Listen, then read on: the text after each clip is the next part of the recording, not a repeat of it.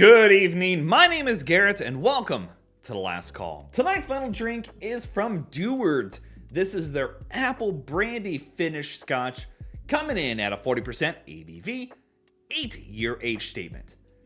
This is a new part of their finishing series done at Dewars, and I've been a huge fan of them. So far, the only one that's kind of let me down was the Caribbean rum cask, but all the rest of them have been just amazing. And so this is a cool one because they actually finished it in Cavados apple brandy casks. I have no idea what to expect. I'm hoping some good fruity notes. That's what I'm excited about. And Dewars plays really well with all those kind of casks. So as always, we're going to be trying it two different ways. First way, neat, no ice, no water. Second way, we'll add a drop of water, see how it changes up. As always, make sure you like the video, hit the subscribe button, and hang around for a bit. I will be linking my other reviews over the cask finishing series up above and down below, so you can check those out afterwards. But so far, yeah, they've all done superbly well. Now, we don't know how long they actually were finished in these casks, but usually with finishing, it's always under a year. Very seldom is it super long, and especially being that Dewars tends to like to live in that budget range, I don't expect it to be super long. But looks like a good blended scotch to me. Can't complain about it. Nice and light. Nothing out of the characteristic difference on the color. But let's go for notes. Ooh. Okay. You do get that bit of apple on there. It's got that bit of blended scotch kind of funkiness. You get that little bit of grain in there. Almost like a monkey shoulder kind of funky note.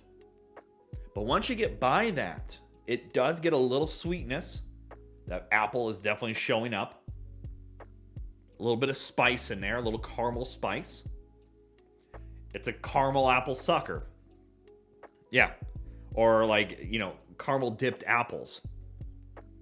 But a little bit sweeter. That's nice. No ABV on the nose, no nothing harsh. But honestly, that's just a nice light scotch nose. It's a little sweeter, which I don't disagree with at all. All right, well, let's go for taste.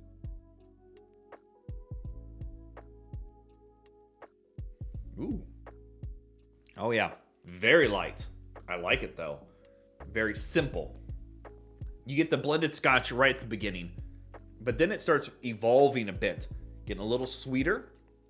The apple shows up definitely, and you almost get a smoky peatiness in there too.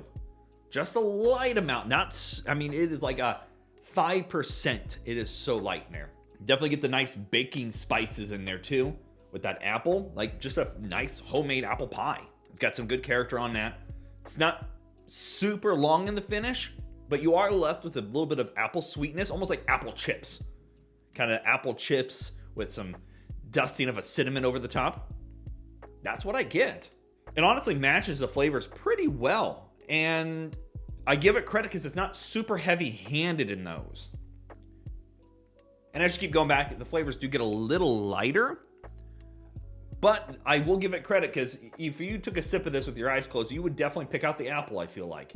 You might not have picked out the apple brandy going on, but you'd go, yeah, there's an apple quality to it. And it's just light enough, but it's not slappy in the face strong in those notes. And again, nothing metallic, nothing off-putting, no harsh ABVs, just nice, simple apple, spice, and that bit of Scotch Dewars funk to it. And actually, it was almost a little viscous too. It's got a little thickness on the taste. That kind of surprised me, especially being at a 40% ABV. Usually you don't get that thickness on a super low ABV option or something that's not flavored per se. But it's nice. It's simple and it's good. I like it. Okay, let's add a little dash of water here. See what changes up.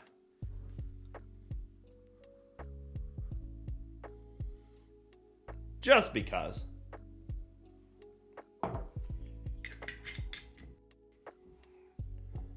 All right. Let's go for notes. Ooh. It washes out the apple a bit, You get more of the Dewar's funkiness in there now. Oh yeah, now you're really getting apple brandy over here. Oh, that's good. Here it just goes more like a little sweeter Scotch. Yeah, just goes like a little bit sweeter Scotch. Here you're still getting all the characters. But let's go for taste.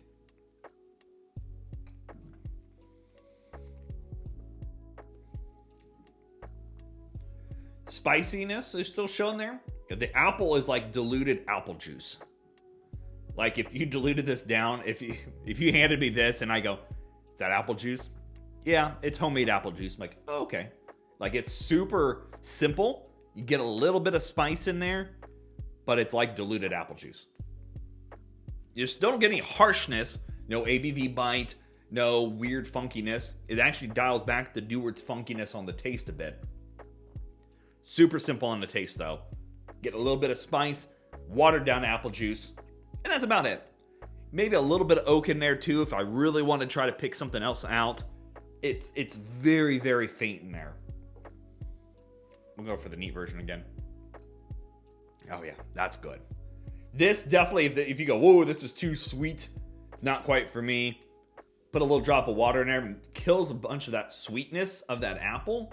But I also think you're kind of killing the concept of it at that point. But to each his own. As always, it doesn't matter what you drink or how you drink it, as long as you enjoy it. I think the neat version's got all the character to it. While this goes a little more simple, maybe a better introduction if this is a little too brash for you, if you're new to Scotch, or to how Scotch is finished sometimes.